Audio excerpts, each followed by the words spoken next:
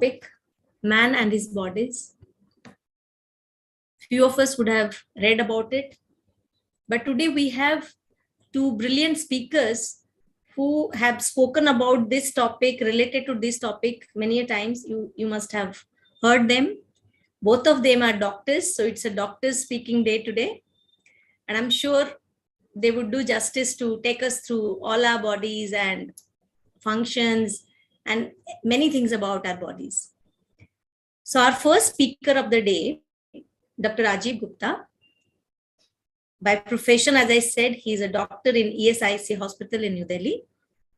He has been a member of Shankar Lodge, New Delhi, and currently he's the secretary of this lodge. Brother Rajeev Gupta joined Theosophical Society in 1989, and he became a life member in 2011. He has already served the post of President of Delhi Federation and Shankar Lodge on multiple occasions. He has participated and conducted study camps in Delhi. He's a wonderful speaker. I personally have heard him many a times. So we all are lucky to hear from him, man and his bodies. Over to you, sir.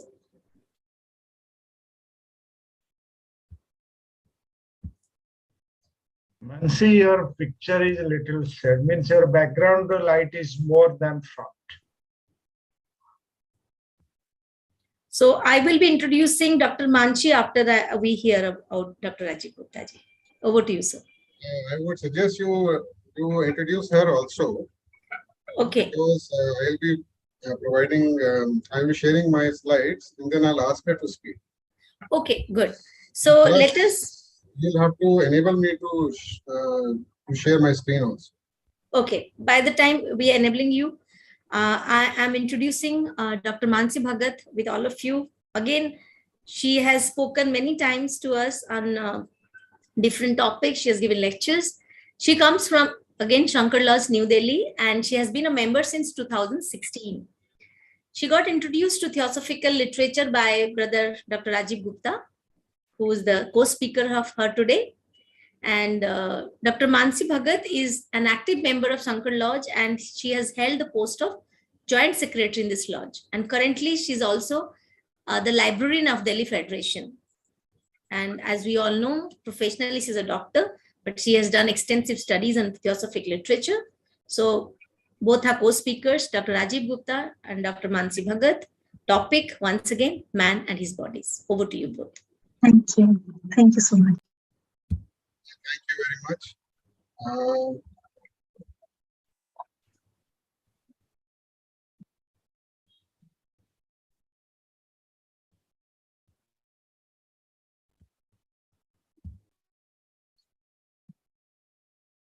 So the topic is man and his bodies, which is the Theosophical Manual number 7. It was written by Dr. Annie Besant. The object was to provide the Theosophical students in a brief, concise, simple manner the essential teachings of Theosophy. So she did it by providing 7 manuals.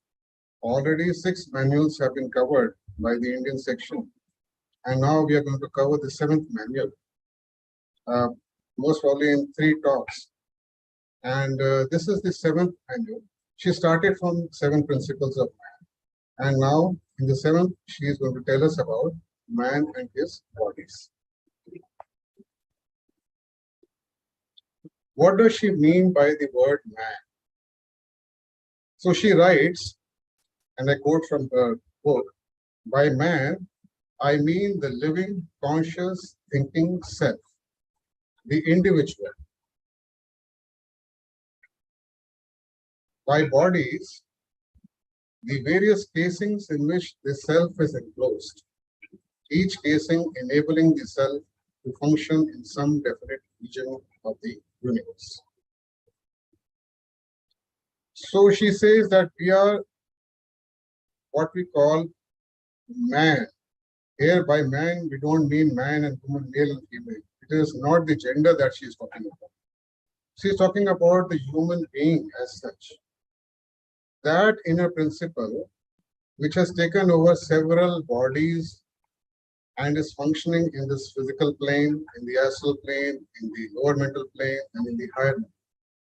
Although the self that she mentions here with capital S can be taken in two ways. That is, one, the monad, or the second, the reflection of the monad in the lower planes, which is called the ego, which gets centered in the causal body.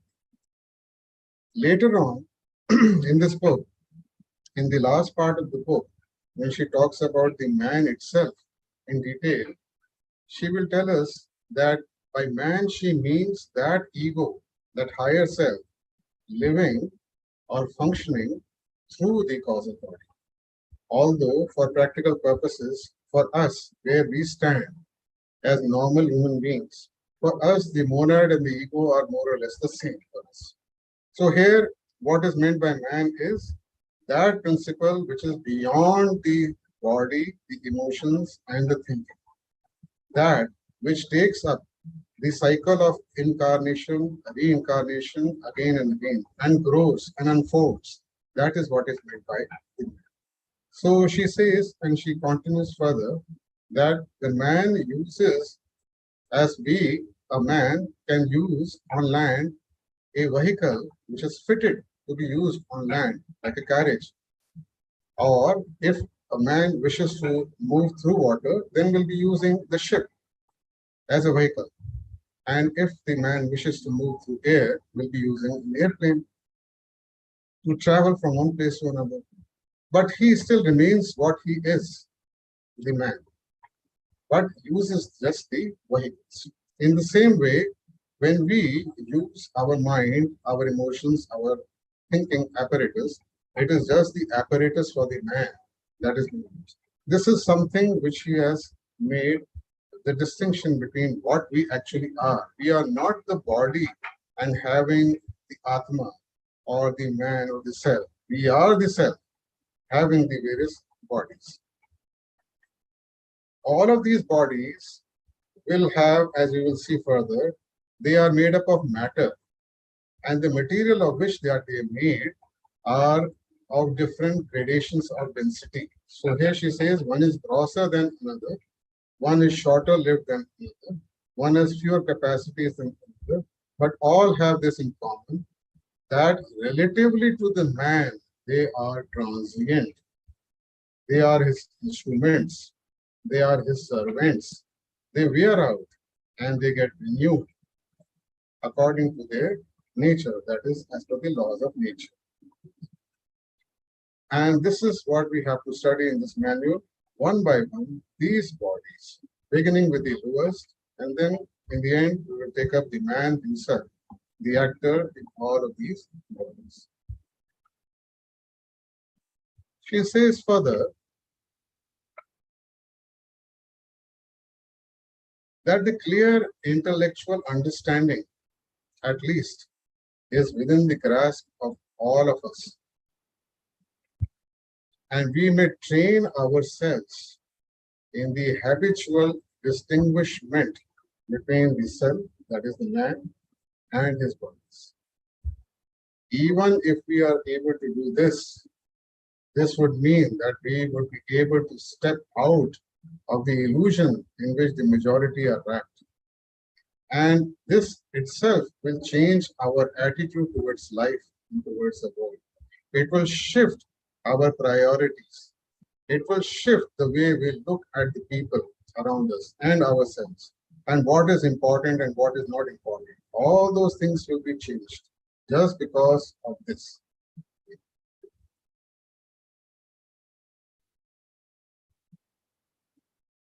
Now, for me, it is very important, and if there are young people who are listening to this talk, it is important that we should read the books or listen to those people who have at least the courage to say that what they are saying is from first-hand knowledge.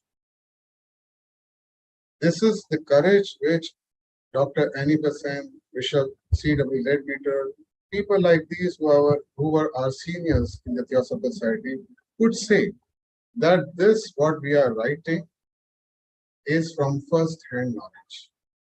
It is not a copy and paste from somewhere. This is what makes this literature unique in the modern times. And this is what gives me the courage and the understanding and the interest in knowing what she has said and what others have said. It becomes easier for me to be convinced because the person who is saying this, writing this, is the person who is saying it is from my first-hand knowledge. This is very important. Now let's take a brief view of the man and his various bodies. This monad or Jivatma is actually the self. It gets reflected as it cannot function in the lower planes, and it gets reflected in its typicity in the three planes, and it makes up three bodies called the Atmic body, the Buddhic body, and the causal body. These together form what is called they are the regions in which the reflection of the monad, which is called the higher self of the ego, lives or works or functions. It is in these three bodies.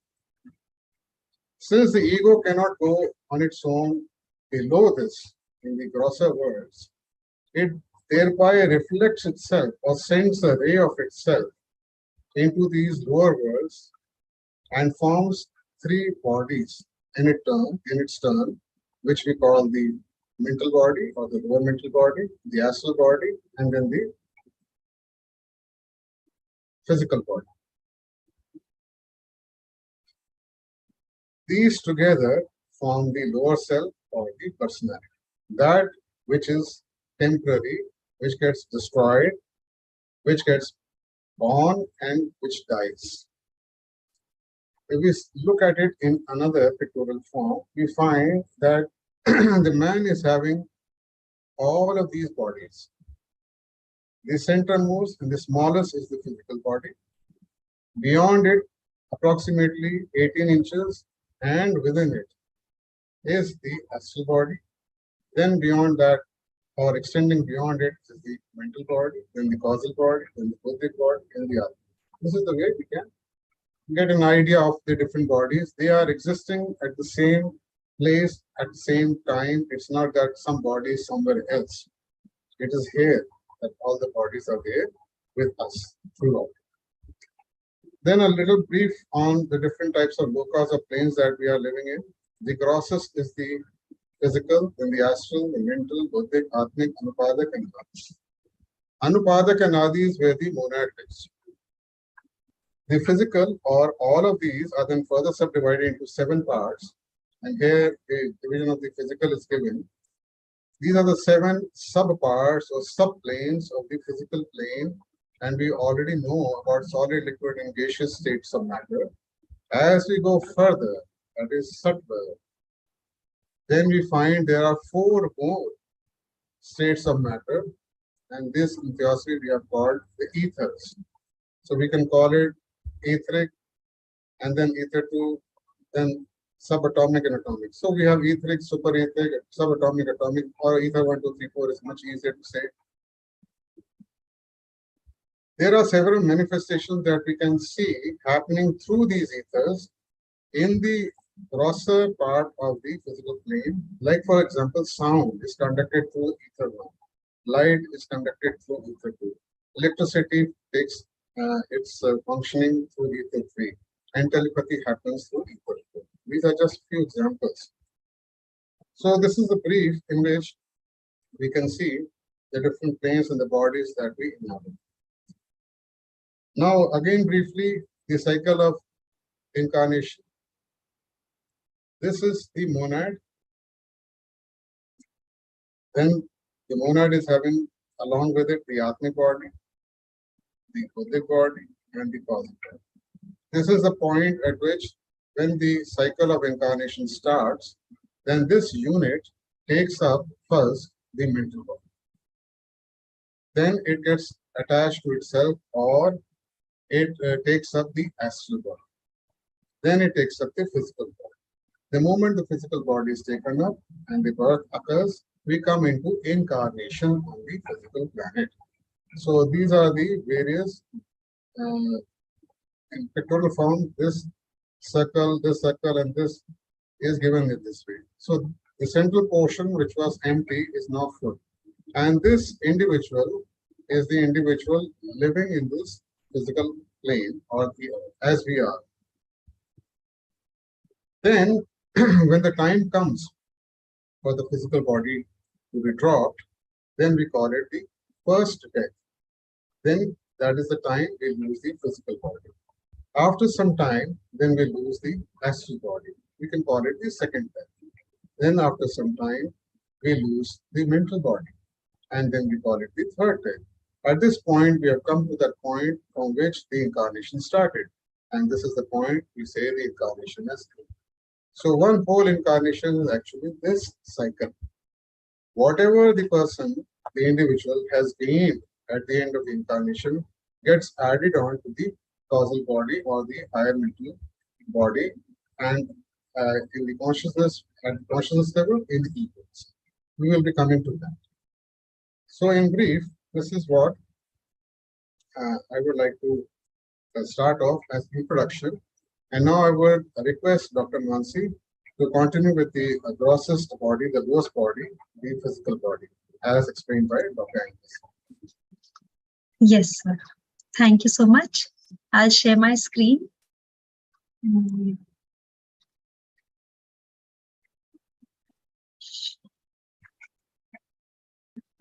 I hope the screen is completely and clearly visible to all. I'll start with man and his bodies, and we'll start with the physical body today. So here, is it clear, sir?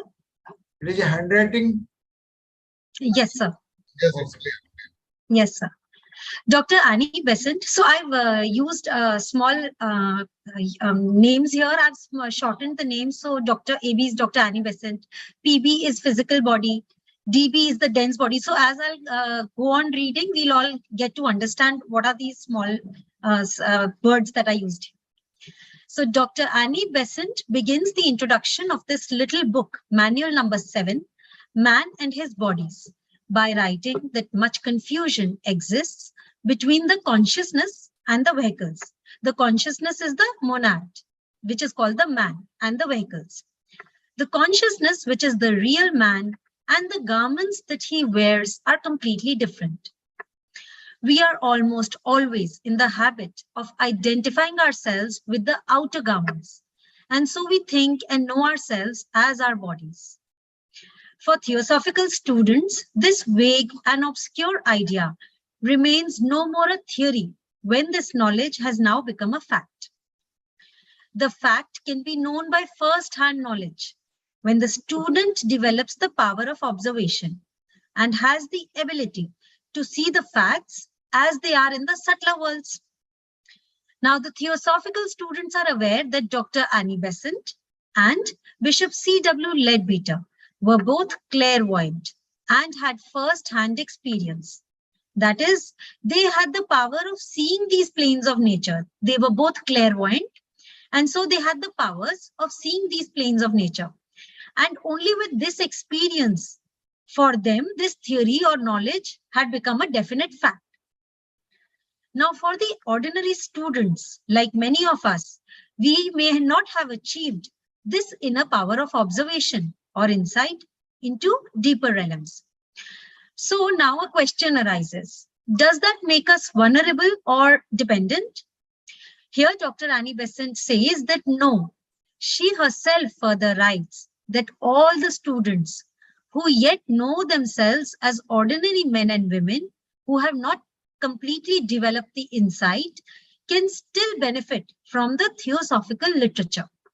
How? She answers, when we gain intellectual understanding, which is within the grasp of us all, then even to gain this intellectual understanding of theosophical principles is to step out of this illusion in which majority of the people are wrapped, that they are simply mere bodies. there comes a remarkable difference in the life of a man who is now intellectually convinced that he is neither this physical body nor the mind. He then becomes more calmer, more serene. And when ups and downs come into his life, he faces his troubles and challenges without any strong emotions. He doesn't move in the world like the ordinary people. Without deep involvement in the external world, as this person is now more aware of the various bodies which are separate from the real man himself. His feet are therefore firmly held at the base, and he doesn't drown himself in the ever-changing material existence of life. Now, we need to understand the various aspects of a human being, a man. We need to learn about the various bodies which the man will use as vehicles. Like a ship is a vehicle for use in water, and the ship cannot be used on the land. Similarly, the car is used as a vehicle on the land. These bodies, which the garments, the clothes, or the bodies that the man is using is of various kinds. And depending on their use and function in the various planes of nature, where they are yet to come in use. Now, the self may unfold because of these bodies. The self is going to unfold through these bodies consciously. So before we begin, all theosophical students should understand that man should be studied from the side of life as well as from the side of matter. So when we say the consciousness and the bodies, we are talking from the side of life and we are talking from the side of matter. These are the two distinctions under which it becomes easier to study any man or the larger universe when they are segregated for the purpose of the study. The first manual by Dr. Annie Besant studies the man from the side of life, that is from the side of principles, the 7 principles of man. From the matter side, when we are studying the bodies, we are studying the man from the matter aspect, that is all the bodies that the man is going to wear. So first we'll begin from the grossest body today, which is the physical body. The PB is the physical body, which includes 2 aspects, the dense body and the etheric double. Now the physical body has been divided into these 2 bodies. Why?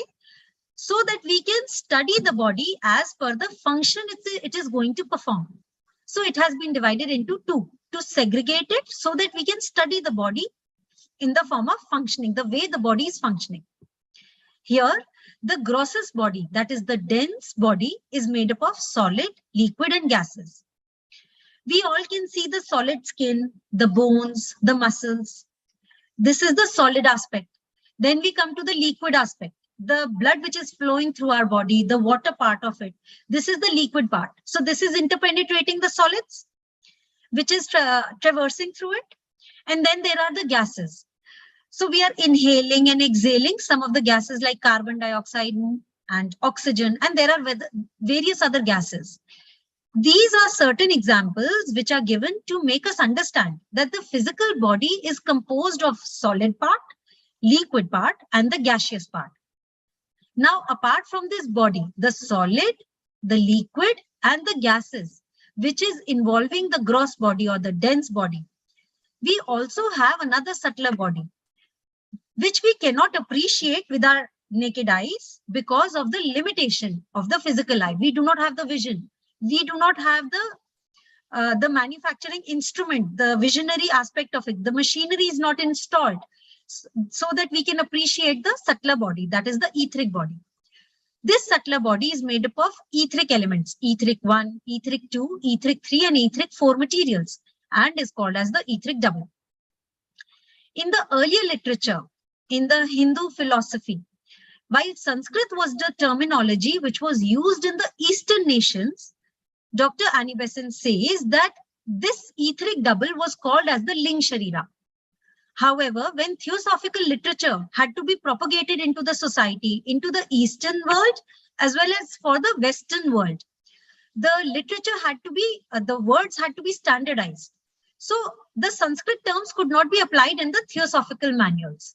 So to standardize proper subdivisions for the study of man, Dr. Annie Besant was given the task to remove this confusion arising from the names that were used in the Eastern terminology and give meaning also to the words for the better use of spread of Theosophical literature in the whole wide world. So that is why etheric double was the name used for the Ling Sharira. Now the physical body or the dense body, as is called in the Theosophical literature, when we talk from the Hinduism aspect, it is called the Annamaya Kosha. And the etheric double is also called the Pranmaya Kosha. So this is the Hindu terminology. But in the Theosophical literature, we call it the physical body and the etheric double. Now, the etheric double, ED, that is etheric double. It is a perfect duplicate of the dense physical body. And it is 1/4 of an inch on all sides of the physical body. We see that on the physical plane of nature, we have 7 states of matter. The most dense is the solid, liquid, and gaseous, forming the dense body. And the 4 subtler states that form the etheric double. This etheric double is exactly the duplicate of the dense body. So the human being is made up of 2 bodies, the dense body and the etheric double, which together make up the physical body. Now, a question arises. Why should we study this physical body and etheric double as a vehicle? When we are not really this body, is a very common doubt that arises amongst those who hear about the makeup of the physical body. Here, Dr. Annie Besant clears the doubt, saying that the makeup of the physical body is such that it has certain peculiarities and it is accustomed to work in certain ways, certain fashion, along lines, along which it has been trained over the years. That is, it forms certain habits. The physical body is quite happy to work along the lines once it is trained, and now left to itself, it will become a habit. And because these habits have been formed, the physical body becomes more disciplined. Now, an earnest student should therefore guide the physical body as an instrument to introduce new habits of training for the physical body, so that his movement is towards evolution and not towards habits that need to be avoided on the path of yoga. So path of yoga pe jaane ke liye, we need to have those habits that are moving us towards evolution, she says. Like we have a car or a mobile phone. It's an instrument we have just bought from the market. But to use it at the maximum potential, we should know the practical aspects of it, how we can utilize it in the best possible manner for our own benefit. But human body does not come with a user's manual. Therefore, to learn about this physical body, we need to observe how this physical body is functioning. And when we gather information from our seniors, especially spiritually advanced leaders like Dr. Annie Besant and Bishop C. Leadbeater, we can know it's working fully. So they have explained it in The Man and His Bodies, how our physical body is functioning. So now, during the process of evolution, within the dense physical body, we first discuss the dense physical body, then we'll go to the etheric double. So in the dense physical body, 2 systems were developed. The autonomic nervous system, that is the ANS, autonomic nervous system, which comprises of sympathetic nervous system and parasympathetic nervous system. One system developed was this one. And as the man was advancing, another system came into being, which was the cerebrospinal nervous system, which has the brain and the spinal cord. Now, during the earlier stages of man's evolution, that is the evolutionary scheme which was going from the plant kingdom to the animal kingdom and then to the human kingdom. During these stages of human evolution, when the bodies were being built up and getting refined, in the human being, the 3 important activities, which are breathing, circulation, and digestion, they were under the control of man. But now we are hardly conscious about it. When we came into birth, that is now, we know that we are not monitoring our own breathing. The circulation of the blood, the heart is beating on its own. We are not doing anything about it. And the digestive processes are also happening on our own. So they have gone to the subconscious levels. All these processes are now happening automatically. They are under the control of autonomic nervous system. That means they have evolved to such an extent that they are automatic, meaning they have developed a certain habit and they are happening on their own. All these three functions of breathing, circulation, and digestion are the most vital functions of the body that are now not under our control, but they are independent processes and they completely go unnoticed. The breathing is happening on its own. The beating of the heart is not under conscious control. And the digestion of the food is also not under our control. These three vital processes are under the control of autonomic nervous system that is happening automatically.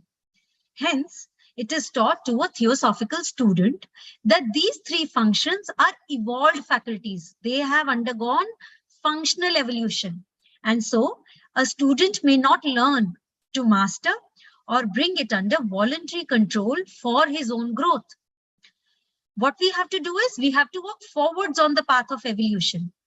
So we have to know what is that which we have to master and what is it that we do not have to master. So the three functions, the three processes of autonomic nervous system are not under our control anymore. They have gone into subconscious level. To bring them under voluntary control is what a Hatha yogi is able to do.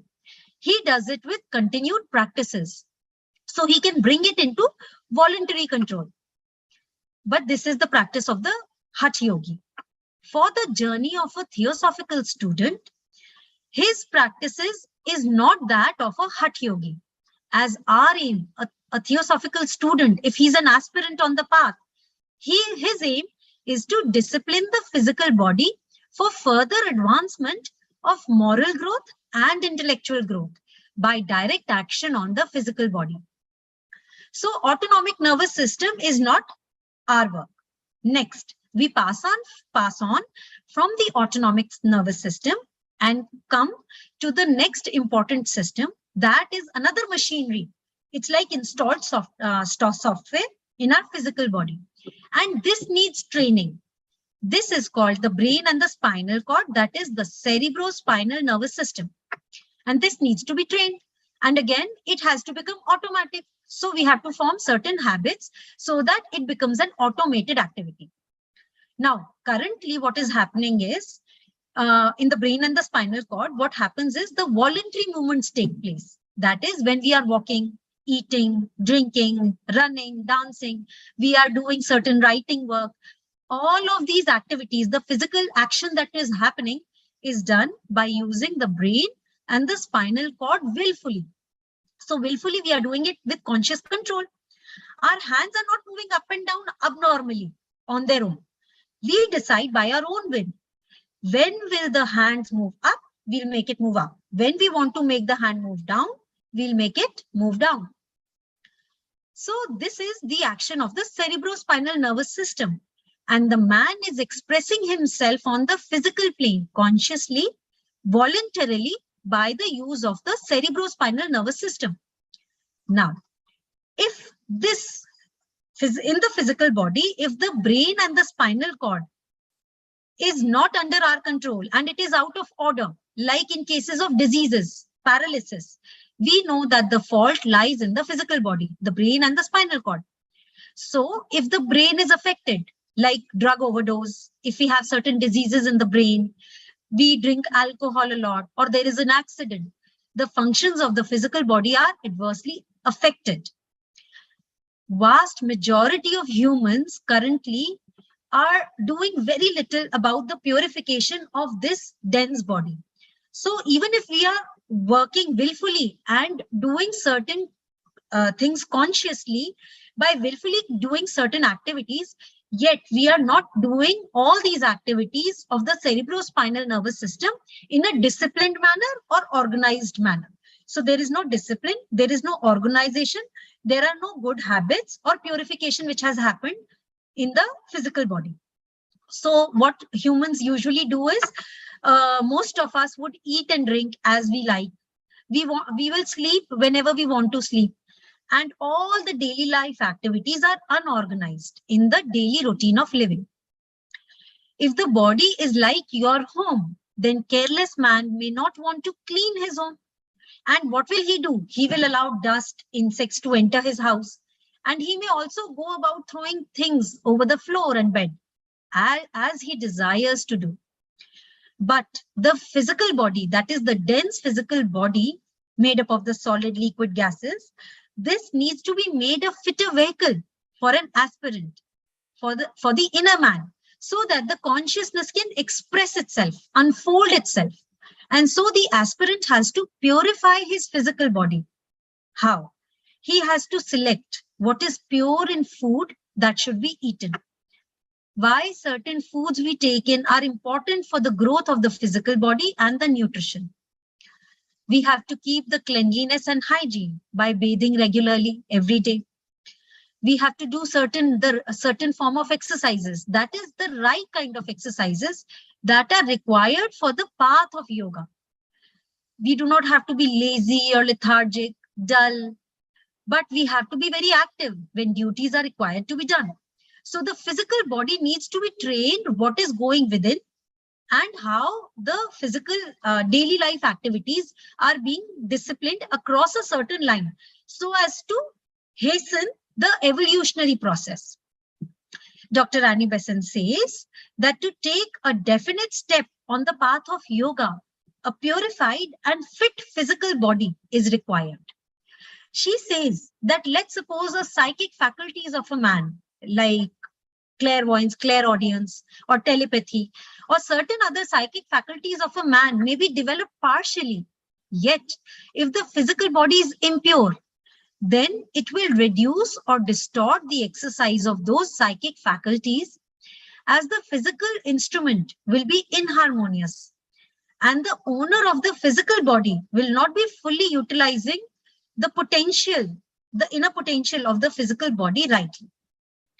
She gives another statement here that every physical body undergoes a complete change every 7 years, as per the law of periodicity or cyclical rhythms in nature. Hence, the kind of changes that an aspirant is going to introduce within his physical body will set up a new habit. Using this law of periodicity, he can set up those habits that he may want as a newly established change, which will help him to promote his own growth on the path of evolution as per the theosophical principles, as per the laws of nature. This knowledge can be taken as an advantage that a body is undergoing this change every 7 years. So if we look at the physical makeup of a body, we will observe that those people who are taking or handling alcohol, the slaughtermen, the butchers, their bodies are very coarse looking, as the bodies are fed on impure substances. And these impure substances are gradually built up over the years. So what happens is the coarse material of solid, coarser material of the liquids, and coarser materials which are not suited to meet the needs of high thoughts and spiritual themes will be built up into the physical body of these individuals. Although their bodies may be like tempered steel. So if people are going to the gym, they may get their physical body to be like tempered steel. But do they have a lot of coarse material or refined material? That varies. So if there is no refinedness and sensitivity to deal with the subtler matter, even in the physical plane of nature, they have not imbibed in the subtler matter of the physical world, this gets reduced, then the body will be of an impure kind. And that cannot be used on the path of yoga. Similarly, also using the function of automatism, which is automatism means everything which we will do and make it a part of our habit will become like an automated machinery installed in our software. Like the autonomic nervous system is now working at its own order and its own pace. It has undergone functional evolution. But the automatism of the cerebrospinal nervous system is not completely automated currently and is not really disciplined. This automatism inherent in our body machinery needs to be developed. So every habit repeated becomes the body's peculiar nature. If certain foods are eaten again, or certain foods are withheld from the body, then what will happen? The physical body will get into the habit, whatever we choose to adopt, the kind of food that we are introducing into our body, that will become the body's peculiar nature, its habit. Same thing applies to the exercises. And while performing our duties, the physical motility of the body will help the body to be more purified, more healthier, so that the person can progress on the path of yoga. Thus, habit, Dr. Annie Besant says, only can be used as a help as well as a hindrance. And the body will yield when you are the master. So to practice a special discipline and various aspects of yoga, a healthy body is a requirement as well as a qualification on the path of yoga. So this is all about the dense physical body. This is the first aspect, made up of the solid, liquid and gases, and how an aspirant needs to work on the dense physical body. Next, we will move further ahead and we will now talk about the etheric double, that is ED. So if I say ED, I mean, if it's written ED, it's the etheric double. The etheric double is composed of 4 etheric states of matter, and these 4 etheric states of matter are interpenetrating the solid, liquid and gases of the dense body.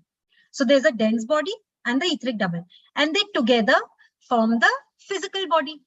Now, all the particles of solid, liquid and gases are surrounded by the etheric envelopes. And these form in total the 7 subplanes of the physical plane. So in the physical plane, we said there are 7 subplanes. So lowest was the solid, and then the liquid, then the gases, then there are etheric substates of matter, and they together constitute the physical body, and they also form the physical plane of nature, the plane of nature that we know about as our reality. And this is the subtler part, the etheric aspect. The etheric double is coarse in nature or fine in texture, depending on the composition of the dense body. That is, if the dense body has a lot of coarser matter in it, the etheric double will also make coarser combinations around the solid matter. And if the dense physical body is fine in texture, more refined, more purified, then the etheric double matter will follow suit, and it will have finer constituents of matter in it. So etheric double is getting refined by the kind of solids, liquids and gases we are introducing into the dense physical body. So if the aspirant deliberately and consciously is refining his dense body, the etheric double will follow suit without any additional effort.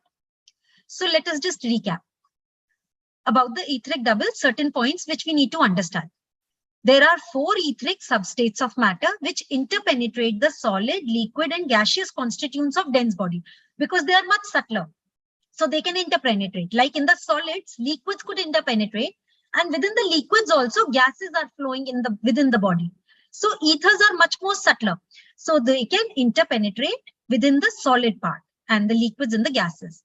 So these ethers are also surrounding all the particles and envelop the denser matter, so that no matter of solid, liquids and gases may be devoid of the etheric envelope. Now this etheric envelope makes a perfect duplicate of the dense body.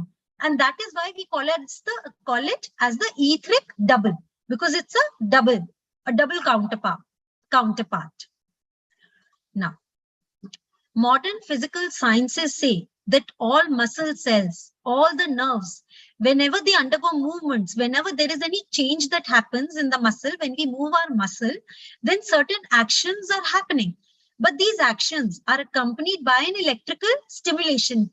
So within the cell, there is an electric action, and there are chemical changes that take place within the cell upon every movement in the body. Now, how do they happen? This electrical action will occur because ethers are present within our body. And these ethers are carriers of light, electricity, sound. which form the part of the etheric atmosphere here as well. And these things, this light and the electricity are traveling through the ethers within the physical world, as well as they are traversing, these ethers are traversing through our bodies as well. And so electric and chemical action also happens at the level of the physical body.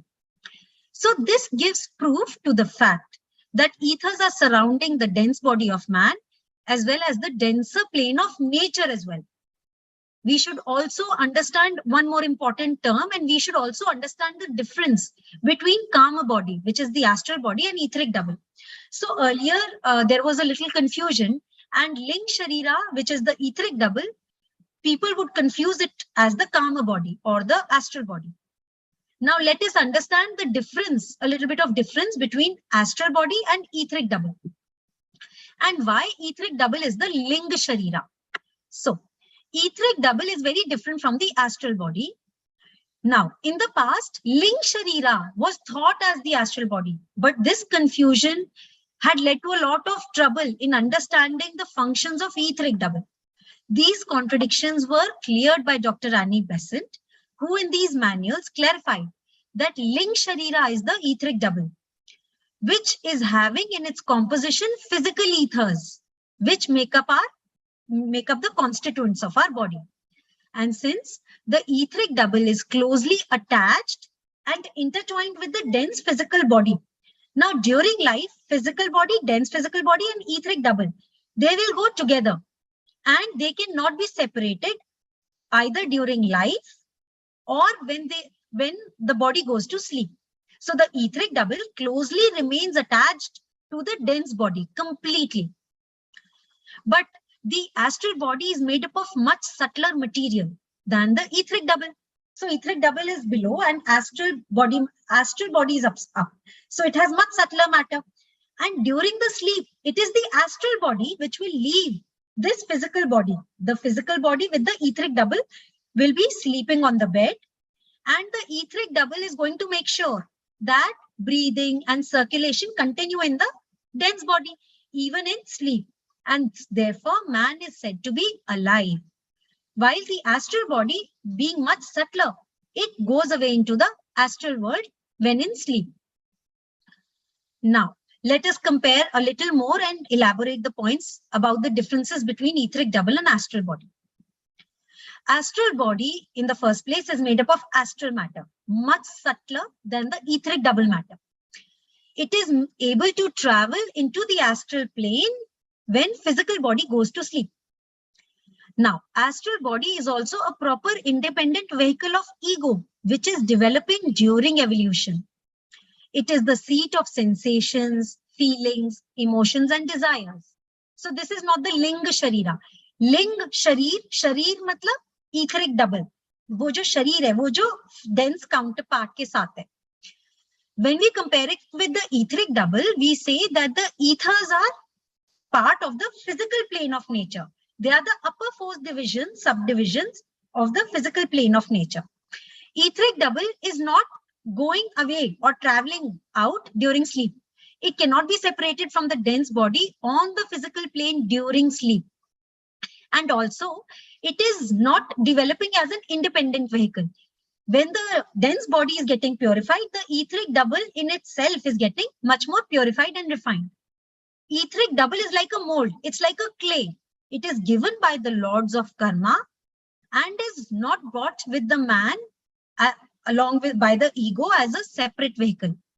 This etheric double is not an independent vehicle. Astral body is an independent vehicle which we will use in the astral plane of existence. But etheric double cannot be used without the dense body. The dense body and etheric double are growing together.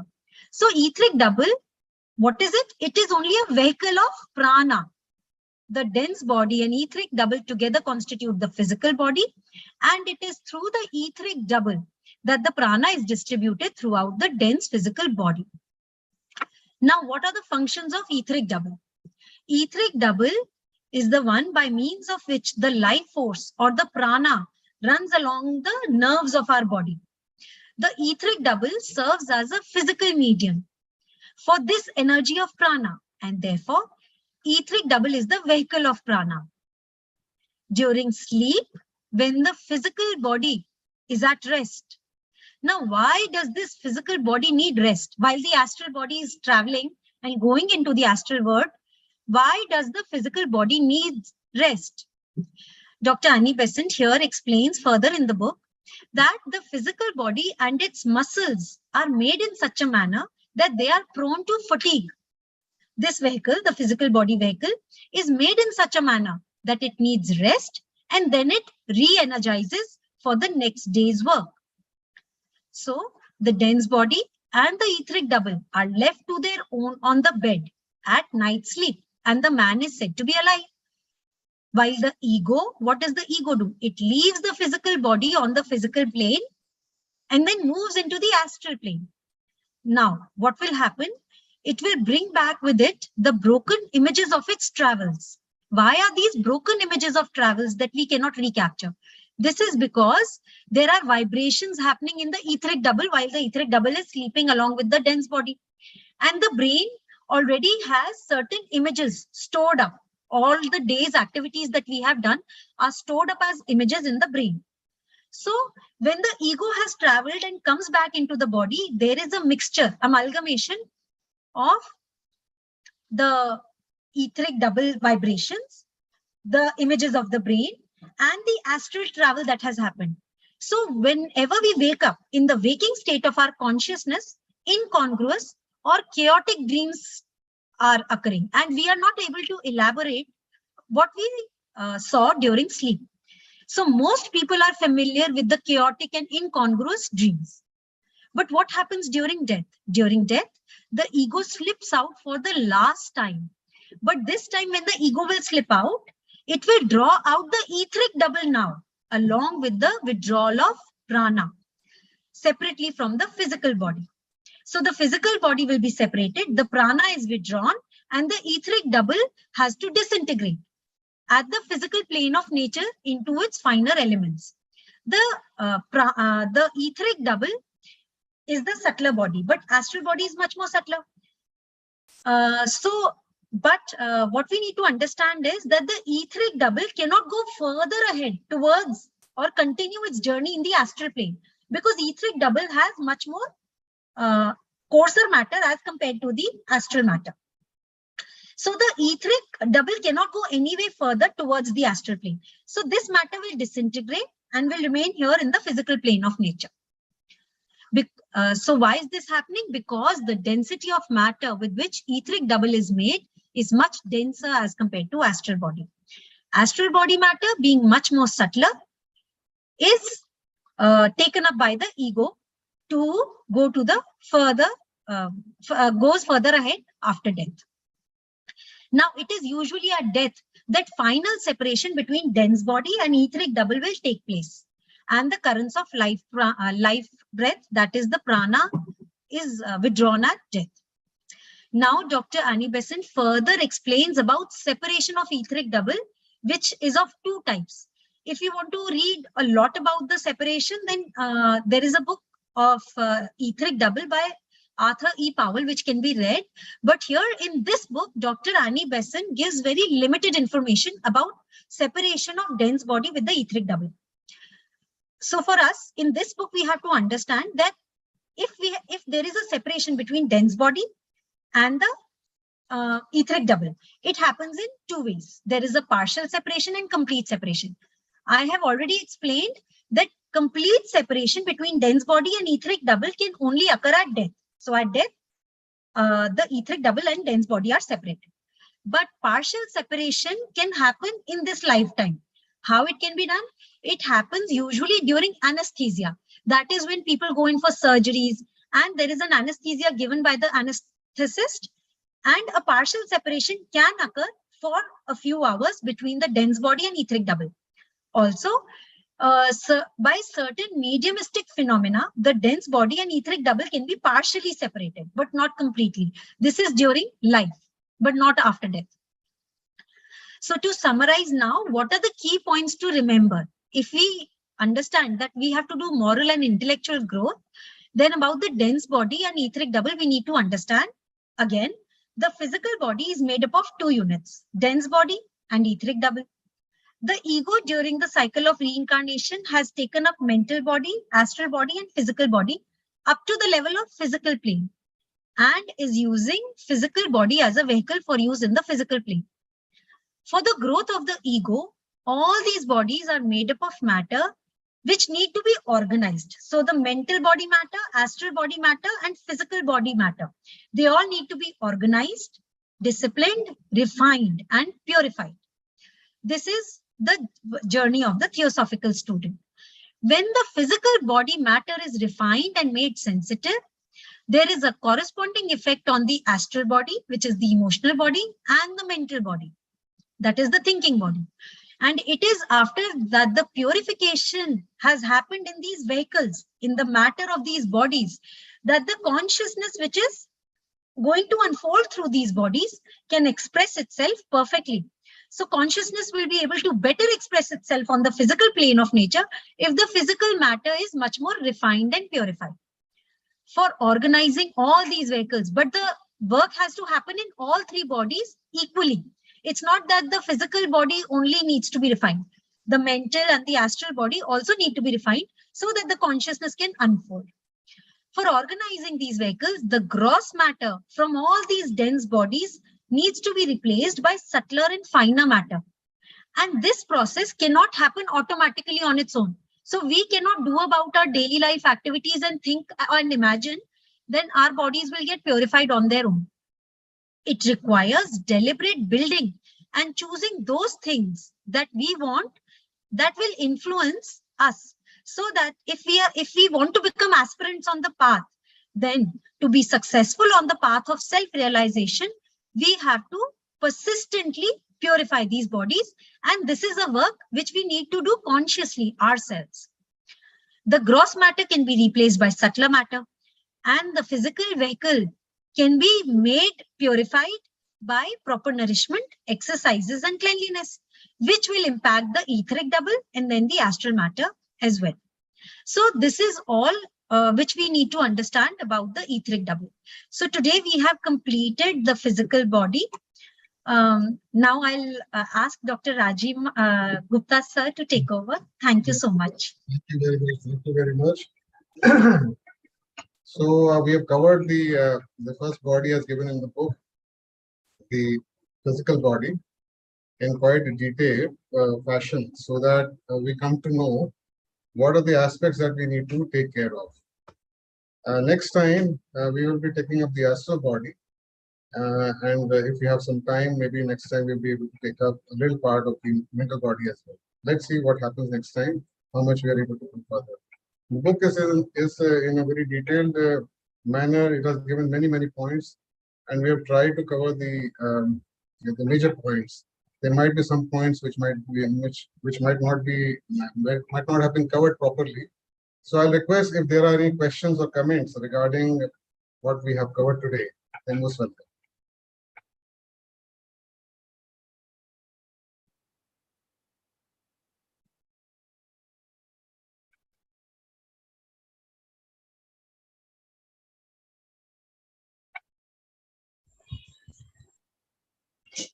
Hello, I'm Sheetal Gule.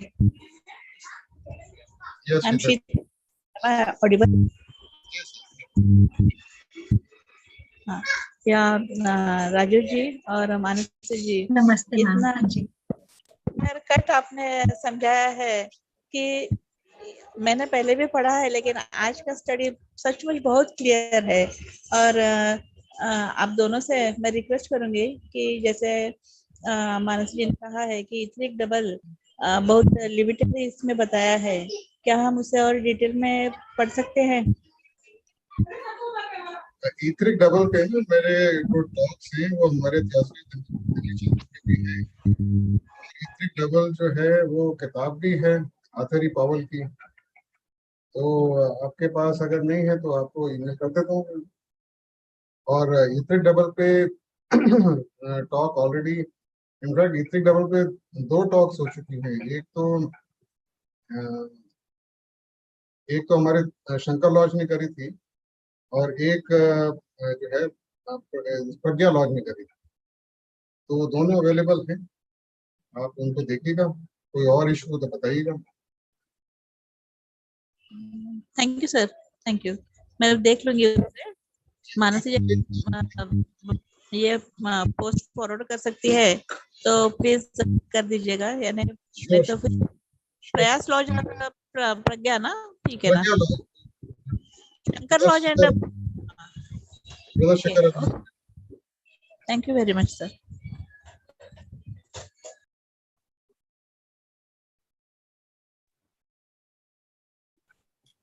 So are we just continuing to discuss, or this 2 parts only you are taking up? Pardon me, Suvralina, we talked about physical body and etheric double. So this much part we are considering for today's talk, and we will continue to do the other bodies. Yes, we'll continue. The next time, next Saturday, Okay. we'll continue with the astral body. Okay, good. But today, if there are any questions, even about the other bodies, we can take up. Okay, fine. But let us restrict to physical body and etheric double only, because that will bring clarity. Okay. You have already explained, Manshi kind of took us through a science class, all systems and all. That's really good. We absorb certain things at a very different level when we read. But when it is explained to us, simplified, then some of the questions get answered actually then and there. It was really wonderful, hearing you out, both of you. I know this is your expertise. This topic is your expertise. I have been hearing you out. This is really good. So anyone, would you allow others to add to it? Sure. Would only take questions? Yes, all of us are. Okay, that's really nice. So anyone who would like to add to something has been told, let us not repeat, but something has got missed out or something you really want to add to for others, you may take up. Otherwise, we will probably go ahead with the closing prayer. So quickly. I have some little question, because in some tribal belt in Odisha, there are people, they can, it is addressed to Rajeev ji. They have the power, I don't know in which way, that is Kalahandi and Balangir in a forest. They have the power, they can suppress their physical body in which manner, I don't know. And they became the tiger, they became the other kind of animal in their etheric body. They converted this etheric part into different figure of animal. So it was told by one of our member and also our former president, Professor Chintaman Mahabatra. So those tribal people, I don't know in which way they change their body in a etheric double, how they change it. Do you have any idea, Rajeev ji? Going through by A. Paul book and other books. If you have any idea, you can clarify this. I have only two places I have read a little bit about it. One is in the Lives of Alcyone. This method in which one can influence and materialize the physical body into animal shapes, and this was done by a lord of the dark side in one of the previous lives of J. Krishnamurti, which we know as the Lives of Alcyone. The account of that is given in Man, Whence, How and Whither. So the whole process of that, the tantric way, we should not call it tantric, we should call it the darker side, the darker magic side, that has been used in this. And the elementals are used to convert either to convert the physical body as such, or to make use part of the physical body and the etheric double, or to make use of the astral body and then materialize the astral body. Oh. The second part is in the astral plane by C.W. Leadbeater, when he talks about the various inhabitants on the astral plane, which are non-human. In that, he talks about the werewolves and the vampires. In that also, those who are the darker magicians on the dark side, those who dwell in these magical rites, they are able to do this. But for that, certain entities on the astral plane, they have to participate and they make use of the bodies of such people and distort the features. This is what I know, what I've heard in the current theosophical literature at this moment. I don't know how much of it is applicable.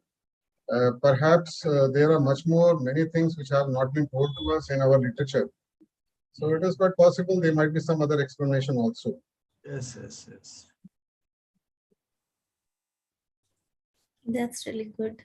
Thank So you. I think we should close this session because there's way ahead. We are going to talk about other parts also, other bodies also. Maybe when we complete the whole set of all bodies, we might do a question answer session if Brother Pradeep Mahapatra allows us to do a purely Q&A session. Okay. So I think we should stop here discussing and get into silence for maybe half a minute to absorb how my physical body is responding or how am I responding to my physical and etheric double, right? Okay.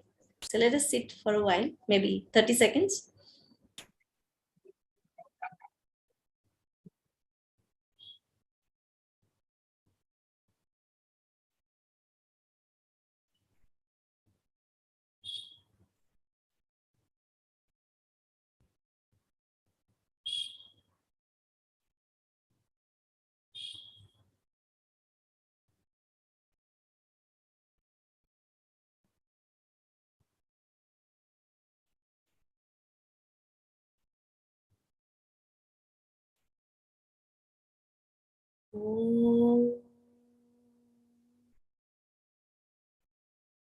Sarve bhavantu sukhina, sarve santu niramaya, sarve bhadrani pashyantu, ma kaschit dukkha bhag bhavet.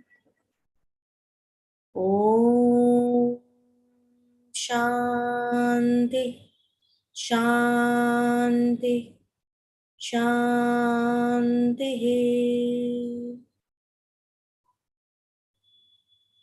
Thank you all. Let us continue this study with our beautiful speakers who have simplified the topics for us. See you in the next session. Good night. Thank you all. Thank you. Thank you, everyone. Thank you, Suvralina.